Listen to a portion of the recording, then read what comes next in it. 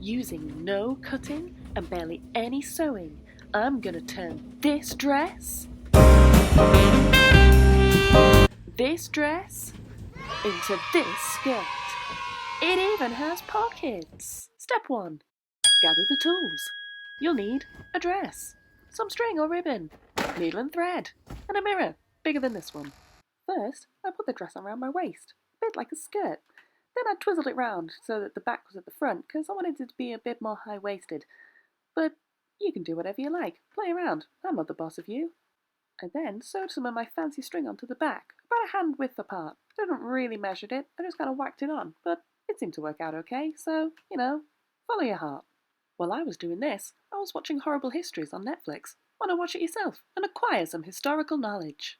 Next, I put my dress skirt back on and tied it at the back to see if it worked. And it did! It's alive! I then had to tuck my top up into my bra so I could actually see what I was doing. Once I did that, it was great.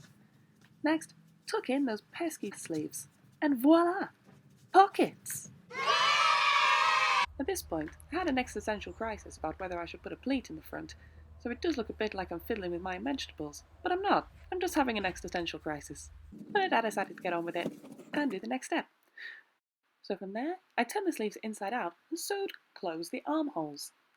You could do this with a sewing machine, but I don't have mine with me because I'm staying in my sister's spare room. So instead, I just did it by hand. It took me a whole 1.5 episodes of Horrible Histories to do this on both sides, so here's an interlude with my sister's cat.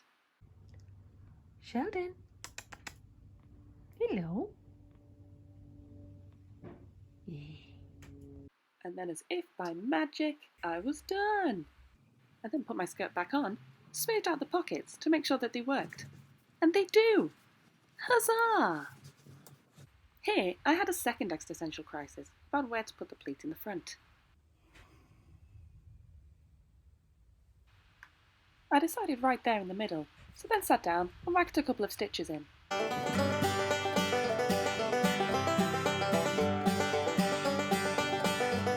But then I had a third existential crisis, deciding actually I wanted it at the side. Although by this point I put my needle down and forgotten where, so ensued a mad hunt to find it before I accidentally stabbed myself.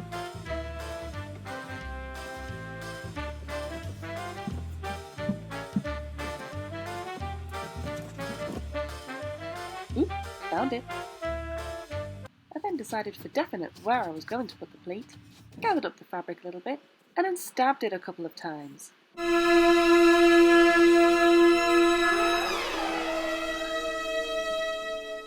I then realised my scissors were on the other side of the room, and I couldn't be bothered to get them, so I got rid of the excess thread using brute force. And voila!